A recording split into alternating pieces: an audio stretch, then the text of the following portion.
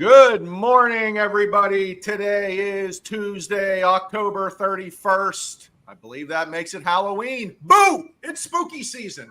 How are you, Ant? Good, man. Happy Halloween, guys. Absolutely, Tommy boy. Happy Halloween. It's a great day. We're going to be talking anti-spooky today once we get into it and how these listing agents can keep the market going with some seller buy downs. But let's recap the weekend. We had a disgusting Steeler game. Shocker, not surprised. Seems like winter is approaching. But what did you guys get into this weekend? I had a trunk or treat at my one office. It was fabulous. We had, I believe there was a little over 10 trunks there, and I'm pretty sure just about 200 kids rolled through there. I know I went through about over 400 pieces of candy. Everybody grabs two. Yeah, that looks like a pretty cool event. That's the third or fourth year that's been going on? I mean, I might even throw a fifth year out there. Oh, wow. Okay. So, I mean, it might be 5 or 6. I know that since I've started up there, we moved the office over. I think it's 4 or 5. We'll go with that. We giving out candy tonight, Ant? We giving out business cards? What are we passing out? Passing out candy and, business cards to the parents. So, yeah. And then I like that. Kids get home, I get to check their candy, make sure it's safe, and make myself a side pot, so with all the good stuff, like my dad used to do. Absolutely. All right, guys, I think we've finally reached a point in this market. My phone calls have picked up drastically from listing agents. They're just asking about what we can do to keep the market going. What is this buy down? How can I explain this to my sellers? And I think now, because it's coming into the market, right? Maybe the market's shifting, or maybe we have an even market, not so much of a seller's market now. There's some items that have been around in the mortgage world, in the finance game, that you're allowed to ask for that just haven't been in the market for the last couple of years due to the market conditions. So now we just got to bring them all back and remind everyone. And I think it's pretty easy for listing agents, though, to explain it to their seller. They got to do one thing, right? All they got to do is say, give up some seller assistance. Give up some seller's assistance. That's it. Yeah, we'll take it from there. Now, it's either 3% or 6%.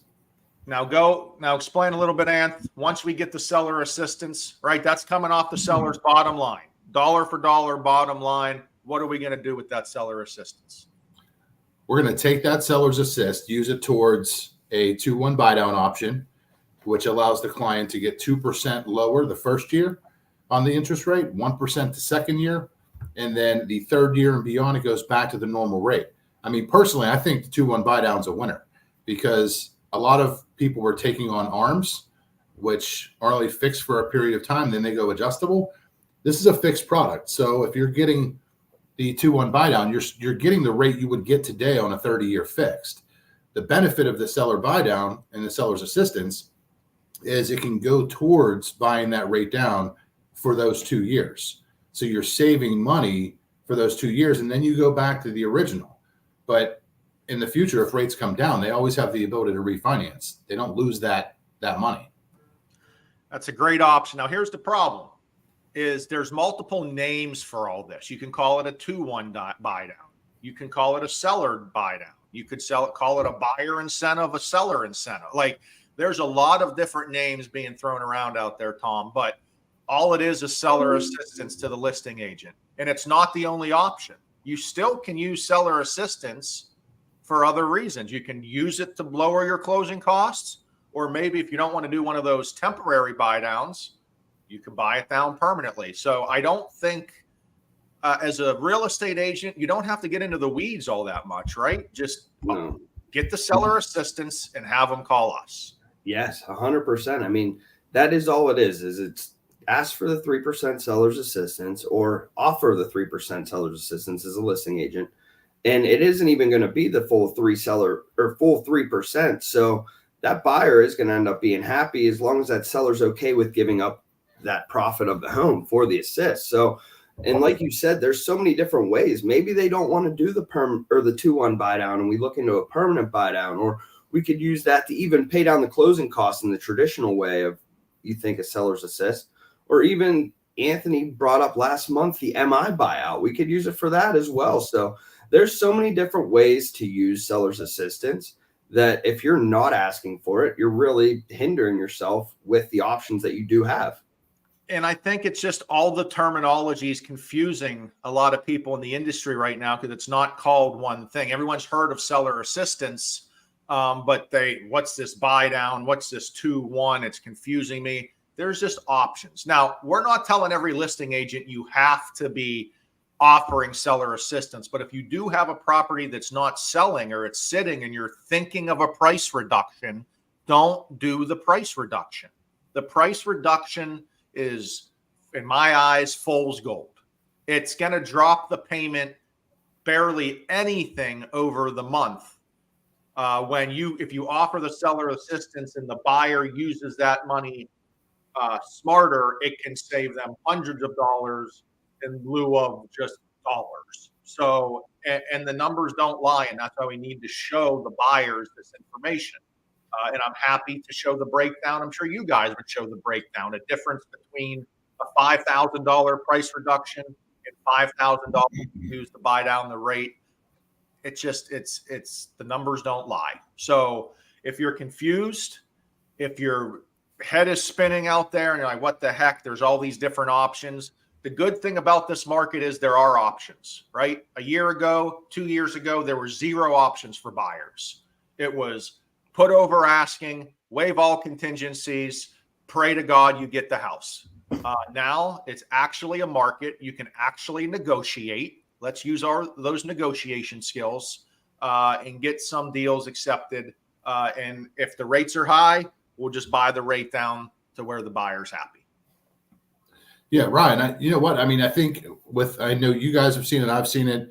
You know, you see price reductions daily, just to get that house sold. And I don't think people are realizing that clients aren't buying the house because of the price. They're buying it because of the payment, the affordability. If the payment is affordable, they're going to buy the house, so doing the price reduction, like you mentioned, it's about $39 to $41 a month. I mean, it's minuscule compared to the amount of money they can save if they get seller's assistance, which makes that home more affordable for the client on a monthly payment basis. And I think that's kind of where a lot of people are missing it. And again, I don't work with sellers. I get to sit in my ivory tower here and just say, offer the assistance. But really, these sellers are sitting on so much more equity than anyone ever has been. And it seems like in the history of our housing economy, you could probably manage to give up a couple thousand of that net you're making on the sale of the house. Now, it's not going to be every case, of course not, but if you can't sell or you're having trouble selling, just have that talk with your sellers and see if it's something you can then put in agent remarks and get this puppy off the market sooner than later. Now, right, as far as the if they do a price reduction or seller's assist, right? Tell the people the money's the same. It's the same.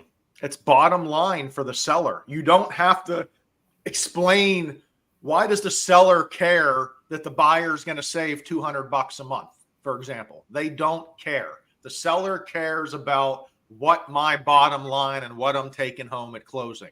So seller assistance and price reduction is going to be the same. If you lower the price, the same amount you were going to give the seller assistance. So, or in some cases, you can actually save money by just offering the seller assistance in lieu of the price reduction. And the only thing I would say to listing agents is remember, if you are looking at a property and it's not selling, flip it around. Flip it around. Pretend you're a buyer's agent. Where do your buyers become buyers for this property? And let's just be honest with yourself there and say, hey, if I have a buyer, what is my buyer offering on this property? And again, we can keep this market going. Of course, it goes up, it goes down, it goes up, it goes down.